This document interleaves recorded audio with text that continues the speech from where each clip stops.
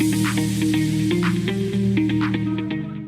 everyone, and welcome back to the Leadership Project with your host Mick Spears. We bring you thought-provoking guests and topics every week to challenge your thinking about leadership. Our aim is to help you become the leader that you wish you always had as we learn together and lead together. Hey everyone, and welcome back to the Leadership Project.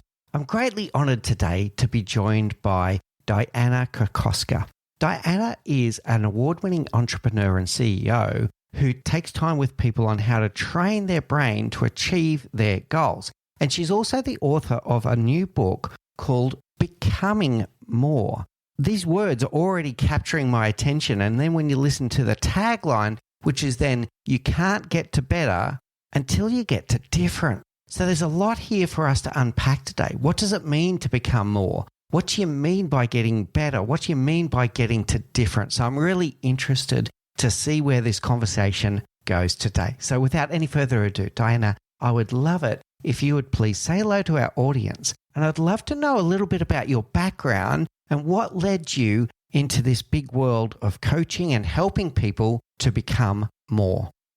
Well, thank you for the question, and thank you for this great opportunity. I just love adding value to people. In fact, Mick, at 7 a.m., my phone goes off and it says, what will you do today to add value to others? And at 7 p.m., an alarm goes off and it says, what did you do to add value to others? And so today you blessed me to be able to say yes. And I know between the two of us, people will get value out of this call today. As far as what led me to start thinking about becoming more, I had a brother and sister, both with brain tumors. And it was back in the day when they didn't know a lot about neuroscience. And so we were always studying to figure out how can we help both of them become the best that they can be. My brother learned how to walk and talk 4 different times in his life. My sister eventually got to the point where she could not articulate the words. She knew what she wanted to say in her head, and yet it would stop midstream.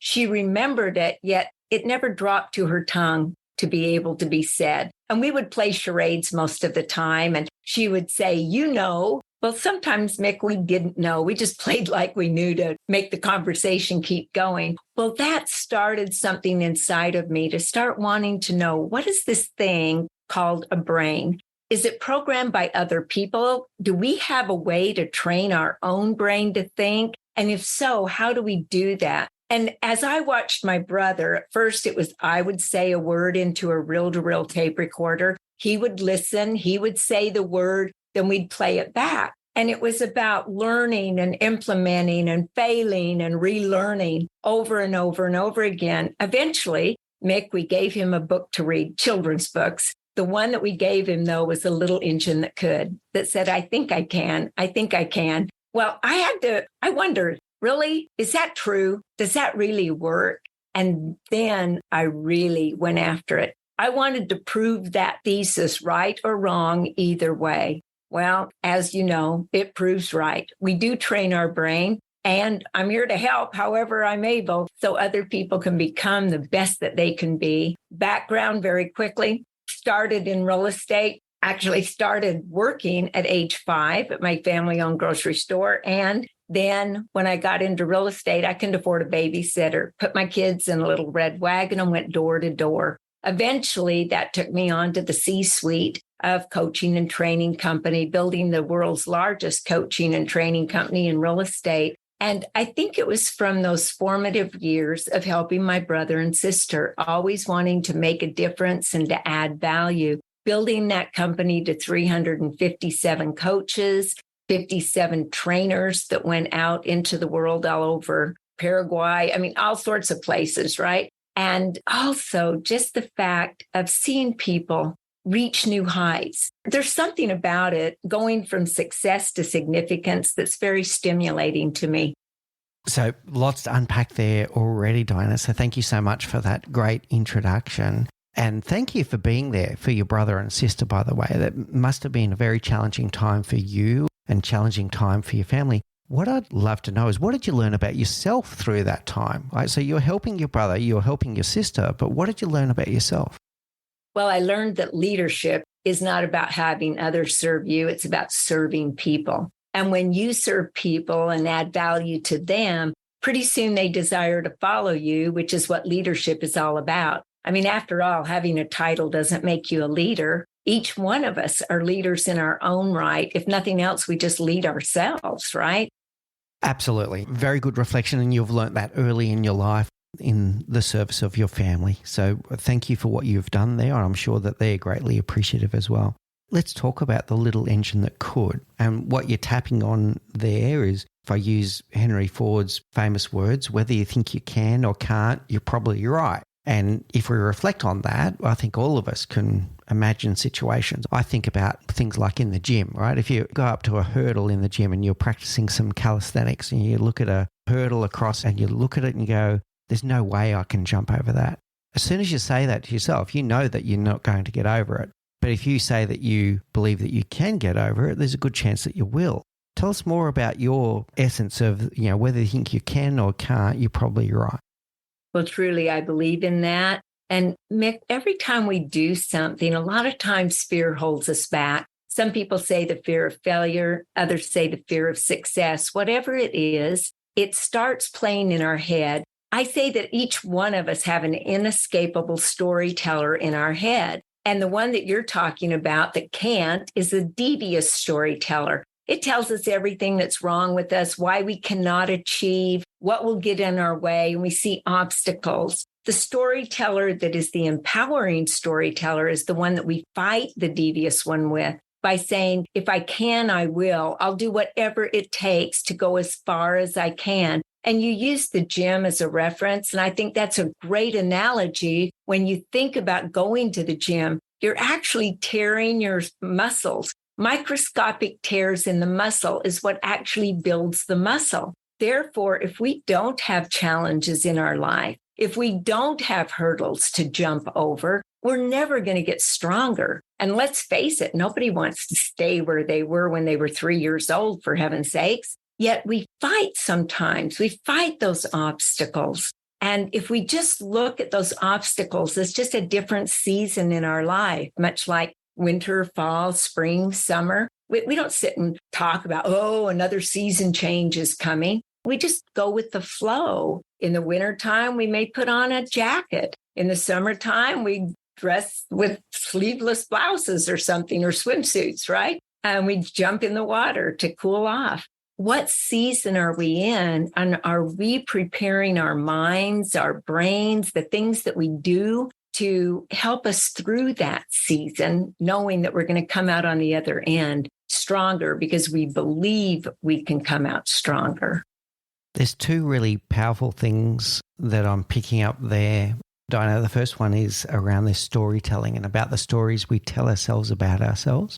And then the second one is the role of these challenges that in reality end up making up who we are, how we address and face those challenges. And the word that is playing in my mind is the word reframing when I heard everything you said there. So the ability to look at a situation and to be able to reframe it in a new way instead of just accepting it for the way it is. So for example, the story I tell myself about myself, and this is not talking about me here, by the way, but if you tell yourself that you're a world-class athlete, you'll behave like a world-class athlete.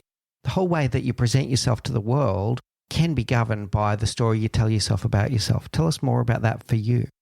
Well, I think everyone has a story. In business, we talk numbers. And as a leader, we have to know our numbers. Yet every single one of those numbers represents a person, and every single person has a story. Now, the story is the one that they've made up. More importantly, I think it's the story that they tell themselves and tell others. And when you talk about the story in our head, what comes to my mind in the reframing part is if your stories were put together in a book called The Book of Your Life, how would that book read? Would it be an adventure, a book about business? Would it be a fairy tale, a romance novel? I don't know. Yet we get to make up the stories. We get to hold the pen, if you will, to write the story because we create our stories. And a lot of people have given that pen to other people. by reframing, saying, I'm going to pick up my own pen. I'm in charge of my life. I'm the one that's going to be disciplined enough and be intentional about the life I'm going to live, the stories that I'm going to tell myself. And we have affirmations to train our brain, telling our brain who we are, because our brain will react to it. And our brain will say, oh, that's who you desire to be. Well, let's make that happen. Because it is like our genie in a bottle. It will do what we ask it to do when we are intentional about that. Now, I'm not certain I answered your question correctly, and yet I'm just letting people know that they are the creator, they are the character, they are the crusader, and they can be the champion of their own story when they allow themselves to sit with themselves and say, where is it I desire to be? Who is it I desire to be? What is it that I want to be known for? When my time on earth ends, what do I want people to remember me by? And then start living their life that way and reframing, retraining their brain to be a person that acts the way they want to act, does what they want to do, and has what they want to have. And it all starts with how they think about themselves. There's definitely a few things I want to unpack there, Dianna. I love the metaphor of grabbing hold of the pen, being the author of your life. And, you can bring all kinds of metaphors of that around chapters and what are the different chapters going to tell about different parts of your life and seasons, you called it earlier, et cetera, et cetera. What I'm curious about is if you don't grab the pen and you said you're living by other people's stories or someone else is writing your life, what would you say is the role of kind of societal expectations there?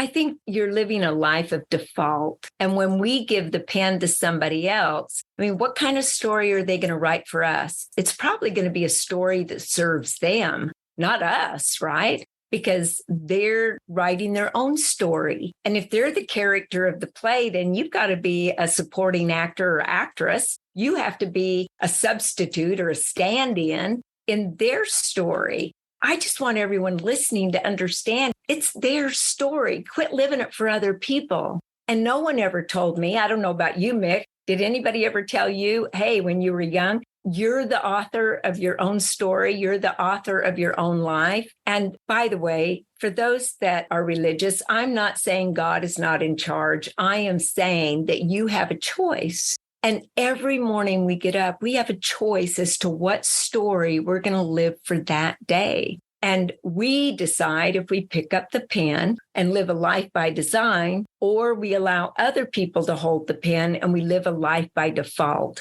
And I got to tell you, a life by default can be really discouraging. Anxiety, depression, that social comparison starts to set in when other people hold the pen.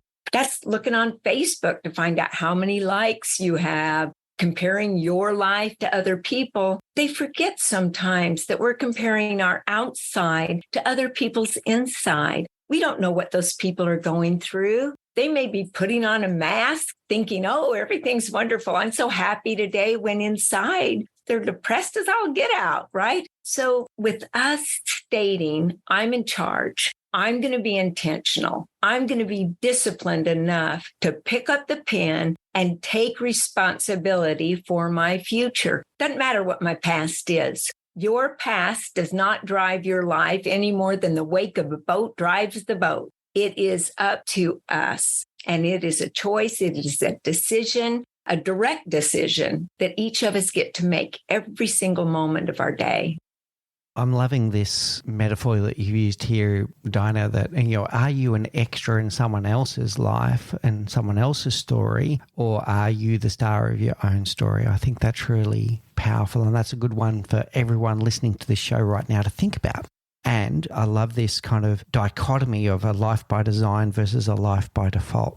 So those that are listening to this show right now, stop and reflect for a moment and think, are you living a life by your own design, or are you just going about life and living life by default and allowing others to hold the pen? Then I've got a question to ask you, Dianna. If someone has now listened to that question and they've gone, oh yeah, I am living by default. I am just living by what others tell me to do, expect me to do, my own interpretation of societal expectations. How does someone get started? How does someone go from, okay, I've had enough of that, I want to grab hold of the pen?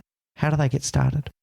Oh, it's a great question. I think we start by saying, who do I want to be? And then what do I want to do? And what do I want to have? Eventually, what do I want to give? And I kind of reframe that from a lot of the ways people talk, Mick. A lot of people say, well, no, it's about having. If I have what somebody has, then I can do what they do, and then I can be like them. Other people, well, they say, well, if I do what other people do, I can have what they have, and then I can be like them. And you and I both know that you've got to be it first before you can do it. And then once you do it, then you can have it. And the more you have, the more you're able to give back to other people. And that's going from success to significance again. One thing that came to mind as you were speaking was just this thing of how many people actually know what they want. People want to learn. Everybody wants to learn. Yet do they implement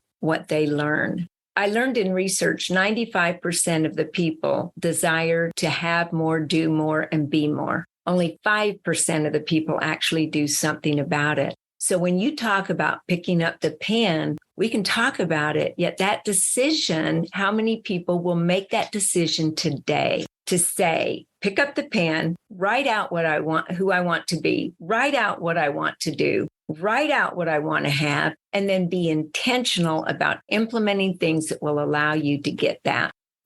Okay, so starting with thinking about who you want to be. And I want to make a delineation here because you said a lot of people know what they want to have, but who do you want to be? Who do you want to become? I think that's really powerful there as we start. And I've got this visualization that's coming into my mind, Dianna, about then once you know who you want to become, you can then almost do, if you're a movie script writer, you can start doing the description of the character, the description of the avatar. Ooh, that's so good. I'm the kind of person who does this. I'm the kind of person who doesn't do this. And this is where things like values and beliefs start coming through. I'm the kind of person that puts their family first. I'm the kind of person who wakes up early in the morning and starts the day fresh. I'm the kind of person who, now to talk about what you're talking about, who grabs the pen and is action-oriented and is intentional. So if you start telling these stories about your character, you will become that character. How does that sit with you? First of all, I get very passionate about what you're talking about because the way our brain works is you have a thought and it travels from one neuron to another neuron by way of an axon. Now, I don't want to get into dendrites, synapses, all of that stuff. It's too technical. Yet I can tell you it's like the path across the grass. When you keep taking the same path, you automatically know it wears the grass away and a rut can actually form. Well, that's the same way with our thoughts. The more we have a thought, neuroscience says nerve cells that fire together wire together. So here this rut is in our brain. Also tells us nerve cells that no longer fire together no longer wire together, which means grass can grow back in that area and we can form another pathway. The words you used were so fabulous. You said, I am. Those are the two most powerful words in the English language. Whatever follows those is who our brain actually helps us become. I am a person who adds value to others. I am a person that intentionally designs my life. I am a person that picks up the pen every day. Well, your brain, it's called the reticular activating system, if you want to know it. It literally is there to make certain that whatever we say comes about. It literally helps us find what we ask for. So if we say, oh, I'll never amount to anything, it says your wish is my command. Let's make sure that happens. And if you say, I am a person of value, I am a person that adds value to others, your brain starts looking. This reticular activating system is like one of those things that they find coins on the beach that they scan over and it goes, when you hit something that's a metal and it goes, look at that, look at that. There's something you can add value to. And off you go. You would have never noticed it if you had not trained your brain by saying, I am a person that adds value. So I totally believe in what you said. And I would love to see more people do affirmations that are very positive, like you're doing. I'm going to say you can apply it in all kinds of aspects of your life as well, Dianna. We'll come back to some of this. We've kind of touched on health and fitness a little bit, so we'll keep the metaphor going a little bit. Yeah. Okay. As an example, instead of going on a diet, telling yourself, I am the kind of person who makes smarter choices when I go to a restaurant and takes that healthier option versus I am the person who eats McDonald's or doesn't make smarter choices, right? All of these things can then manifest themselves into your actions if you tell yourself, because if you say, I am the kind of person that makes smart choices, and then you don't, well, then you're being incongruent and you almost self-correct yourself. I am really good at reading. I am really good at, if you tell yourself these things, they almost become a pathway that you will follow. How does that sit with you? It sits very well. I think there's a lot of self-fulfilling prophecies because, first of all, when we make up a story, we make it up. We choose what the story is going to be. And then we start to gather evidence to support the story because we all want to look good and be right. And the more evidence that we attract to us to support that story, the more the story comes about. If you want to change your result, you change the story. So that self-fulfilling prophecy. Here's an analogy. I loved when you brought up the restaurant, Mick, because if I went to a restaurant and I said, I think I'll have a hamburger. And they go, okay. And you go, wait. No, I think I'll have the steak. Okay. How would you like your steak? Oh, gosh, no, I better have a salad. Well, they'll probably say, why don't I give you a few minutes and I'll be back? Okay. That's kind of like our life. Do we know what we want or are we asking for a lot of things? The second part of the restaurant is if I said, I'd like to have a hamburger with no bun, no cheese, what am I going to get? I'm not going to get a steak. So when you say, I am a certain thing, well, that's what you're going to get because that's what you're asking for. You put in that this world to me is like a big kitchen. We just put our order in every single day. And then some people put in an order and expect something else to show up, like ordering a hamburger and expecting a steak. Doesn't work. So my brain started going in another direction. So I'll let you handle this. That was really good. What I loved there was about the evidence. You start looking for evidence that supports your hypothesis. And to me, that's like getting confirmation bias to work for you instead of against you, right? So confirmation bias is very powerful, but do you want it to work for you or do you want it to work against you?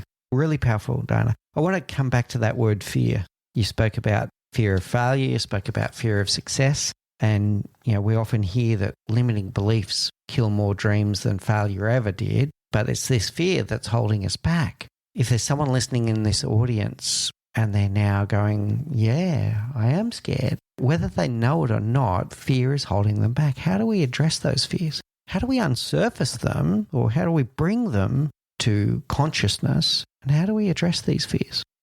That's such a great thing because I think a lot of people in the world today, they do have fear of various things. And safety is a great it's big. It's on Maslow's hierarchy of needs, right? Safety comes before a lot of other things, provisions, number one. Yet this fear, the limiting beliefs that hold us back, in my estimation, it's kind of like our thoughts they build cages around our life. The bars are the thoughts that we have, and the cage is that comfort zone. And stepping outside that comfort zone is where fear comes in. Oh, we're feeling very secure in our little cage. And sometimes we invite other people into our cage and they console us and everything's wonderful, but it's not wonderful because everything we desire in life is outside our comfort zone. We have uphill dreams with downhill habits, and we don't understand why we're not accomplishing those dreams. It's that fear. And I know that they say, feel the fear and do it anyway. Well, that's easier said than done. Let's face it. It's challenging to sometimes go through those fears. Yet by taking one little step, no matter how minuscule it is, it's going to help us because then we're one step closer. And then we take another step and another step. And I think sometimes we've been told so many times and we've been corrected so many times in our life, we're afraid to make a mistake. And yet every top producer, everyone that has been able to gain a lot in their life, whether it be in sports or business, or even being a mom or dad, you make mistakes. The best ones make more mistakes. And so I think, once again, changing the way we look at fear, changing, like I said, about the seasons, about challenges being opportunities, crisis being opportunities. If we change the way we look at that fear and say, this is an opportunity for me to grow. What can I do today to just inch a little bit into that danger zone or fearful zone? And then once I do that, can I just edge a little bit more into it tomorrow? And each and every day, just keep edging into it. More importantly, though, Mick, we've got to give ourselves credit and actually have gratitude for the fact that we did inch into that danger zone. And if you have a friend you can tell about it that will cheer you on and empower you to do more, that all the better. If you don't, just journal. Today, I made headway. I did this when I didn't want to do it. Because let's face it, life is simple. It's just not easy, right? So I've got 4 things that are racing through my brain as you talk there, Dianna, and I'm hearing reframing fear, reframing failure, I'm hearing awareness, and I'm hearing growth. That would be the things that I'm hearing here. So, and I'm going to say the other one was self-compassion along the way. So reframing fear about things like, so what is the worst thing that could happen? And what's the opportunity I'm missing out on by not acting, for example? Reframing failure as our greatest teacher and go, well, here's an opportunity for me to learn something. Yeah, I'm going to try this. And if it doesn't work, I can laugh it off and go, you know what, I learned something about that. And it's the successful ones. You said something along the lines, the most successful actually fail even more. It's because they're failing and they're learning along the way, which is where the growth comes. And it's that awareness. You're not on autopilot here. You're taking steps, and they might be small steps, but it's that awareness that the fear exists, the courage to take steps anyway, but it's awareness. It's not just diving into the deep end of the pool and shrugging your shoulders. It's a conscious, intentional action, and then the self-compassion that it exists, and give yourself some time and let it work with you. How does that sit with you, Dianna?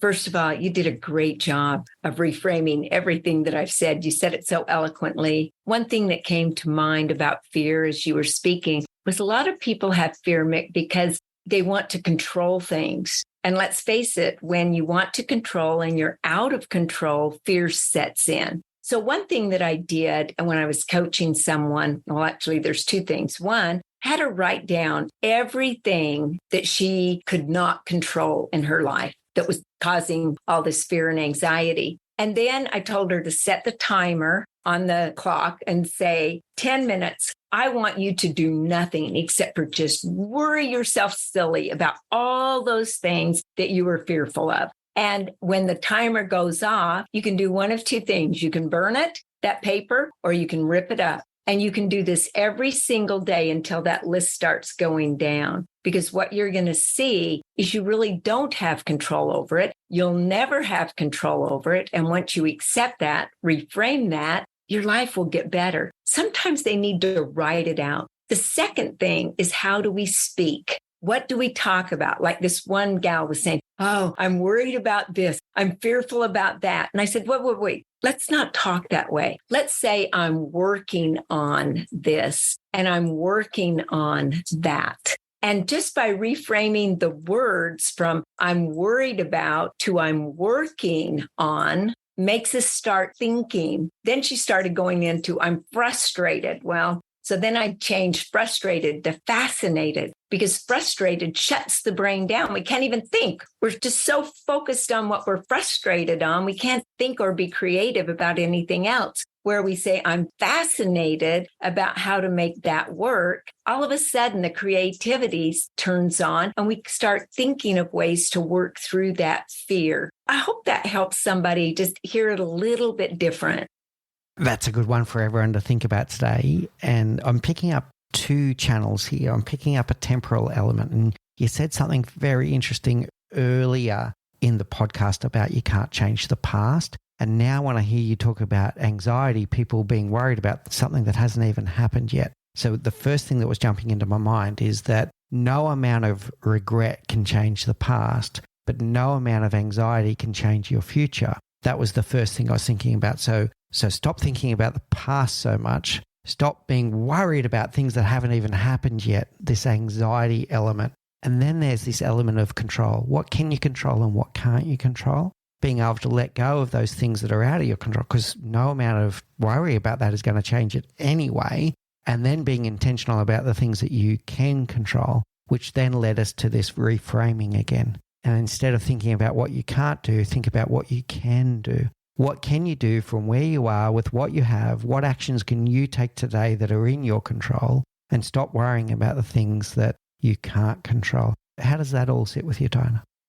Well, first of all, I understand why so many people listen to your podcast. You're very good at making certain to pick out those little things as someone speaks that will help the audience, to add value to them. And when we first started speaking and you said that we had the same goal, we both wanted to add value to others. That's what you're doing right now. Mick, you're taking all the things in the various directions I'm going and pulling them all back together in things very succinctly that the people can write those down, that they can choose today which one they desire to implement, because they can't implement it all. Yet when they have just one thing and then go to the next thing and the next thing, because today we're just stretching their mind. And you already know that a mind stretched will never go back to the same size. And that was one of our goals today. It's just to help people think a little bit differently so their life can be better. So yes, I agree with everything you're saying. And I think everyone should be listening to your podcast, not just because I'm on it, because of the way that you're able to take whoever's on the call, because I've listened to some and you do a great job.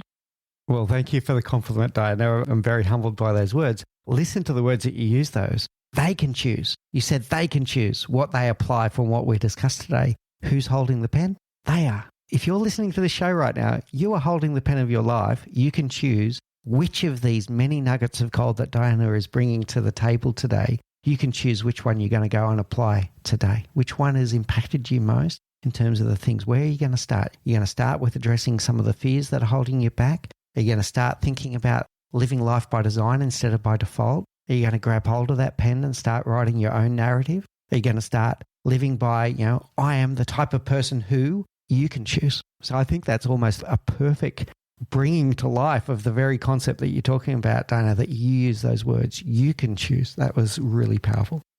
Yeah, you just made me think of you either grow within or you go without. And those words came to me because you're talking about helping people grow, but they've got to grow within. You'll never change the environment until you change yourself. And so pick up the pen. I love it.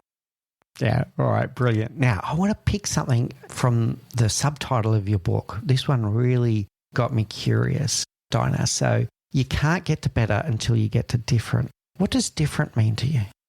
Different means that, well, if you keep doing the same thing, as Einstein says, you'll keep getting the same results. So different just means that we're tweaking something in our life, whether it be the way we speak, the way we think, our beliefs, our values, our emotions. Something has to change. And the only thing that we must do is to go through that gateway of different. Now, in my book, I talk about Blockbuster, Radio Shack, Sears. What do they all have in common? Well, they don't exist. And why don't they exist? I mean, Blockbuster had the ability to purchase Netflix. They didn't want to change. They wanted to remain the same. And who knows why? Maybe it was a psychological defense that made them feel comfortable in that comfort zone. I don't know. I'll never know. Yet, what was it that stopped them from being different? What was it that stopped them from being who they were to become more? And so it reminded me of our life.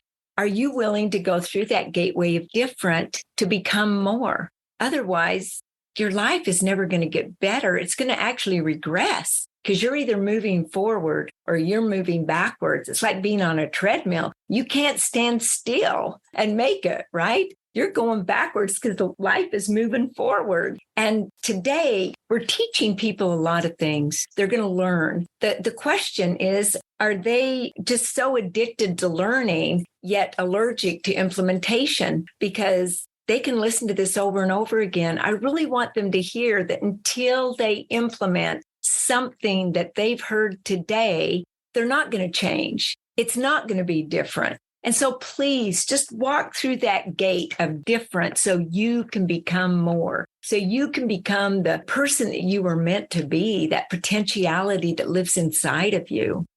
I love it. So if we want to become more, we have to do something different. We can't just keep on going on autopilot. We can't just keep on going on life by default, as you call it. So there's a call to action for everyone in the audience today. What are you going to do today that is different? What are you going to do this week that is different? What are you going to do this month that is different? It could be even down to little micro moments as a leader going into your next meeting with your team and go, right, I'm going to intentionally go in with a curious mindset and I'm going to give my team a good damn listening to. That might be different to what you've been doing in the past. And if you want to improve, if you want to progress, you've got to take intentional action to be different. Being different can be just little 1% changes every day, but they compound a huge change over a month, over a quarter, over a year, over 5 years. Making little 1% changes of being different and growing every day will see you become more. And if you don't, the opposite happens. You become less. You go backwards.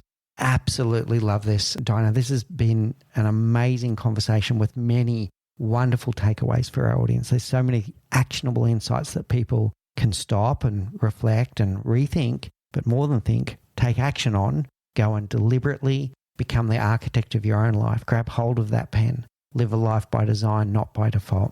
Thank you so much, Dianna. This has been just really amazing. For me, I've loved it and I know the audience was as well. I'm going to take us now to our rapid round. So these are the same 4 questions that we ask all of our audience. So the first one is, what's the one thing you know now that you wish you knew when you were 20? Relationships matter. Build relationships, make them strong, be intentional about them, keep in touch with people, and know that, well, someone that you're over today could be your boss tomorrow. So treat everyone with respect. Yeah, I think it's more about relationships, Mick. Yeah, I love it, Dianna. That's beautiful. What's your favorite book? Well, generally, it's the one I'm currently reading. And when I heard that, what's your favorite book? My staff said, well, I hope it's yours, Becoming More, right? Heaven knows I've done a lot of research on it. No, I really like The 16 Undeniable Laws of Communication by Dr. John C. Maxwell. It's a great book. I also like his Everyone Communicates, Few Connect. So I just have so many favorite books. And of course, because of my faith, the Bible's a good one too. Lots of leadership lessons in that one, that's for sure. Yeah, John C. Maxwell's a great example. You've only got, I think it's 84 books to pick from for him. I think he's up to number 84 now. Only a few.